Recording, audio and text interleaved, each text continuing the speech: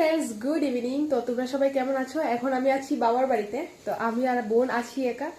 তো এখন বাজে হচ্ছে গিয়ে সন্ধে 8টা বোধহয়। তো ভাত বসিয়ে দিলাম আর করবো ডিমের ঝোল, ফুলকপি আলু টমেটো সবকিছু দিয়ে, সয়াবিন দিয়ে ডিম ঝোল, আর কিছু না। আর চিকেন আছে, তো মা রান্না করে দিয়ে গিয়েছিল, শুধু চিকেন আর ডিমের ঝোল, আর কিছু না। সন্ধ্যাবেলা টিফিন খেয়েছিলাম আলু চপ আর মুড়ি মাখা আর চা দিয়ে, তোমাদেরকে দেখাবো।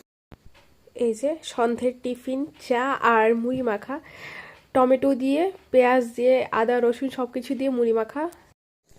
আর আমার চোখগুলো দেখতে পাচ্ছ একটু ফোলা ফোলা আছে, ওটা হচ্ছে গিয়ে অ্যালার্জি থেকে, প্রচন্ড চোখে অ্যালার্জি হয় আমার। মানে ওটা খুব বিরক্তকর, কি যে জানি না কিভাবে কমবে কি। মানে কিছুদিন ভালো থাকে, তারপর আবার মানে চুলকিয়ে চুলকিয়ে প্রচন্ড চুলকায়, তারপর কন্টিনিউয়াসলি জল পড়তে থাকে, তারপর ওরকম ফুলে যায়। কালকে সকালে ঠিক হবে, তার আগেও ঠিক হবে না। এই যে হাঁড়িতে ভাত বসিয়ে দিলাম, তো তাড়াতাড়ি হয়ে যাক। এখানে ফুলকপি ভাপা হয়ে গেছে, এখানে আলু কেটে রাখা হলো, আর এখানে মশলা পেস্ট, আদা পেঁয়াজ রসুন, আর এখানটা সোমবারের জন্য রসুন আর পেঁয়াজ আর টমেটো কুচি, আর এখানটায় ফুলকপি ভাপা দিয়ে রাখা হয়েছে। আর এই যে সয়াবিন জলে ভেজানো আছে, সাথে ডিম, ওটা দিয়ে অমলেট করে তরকারি রান্না করা হবে।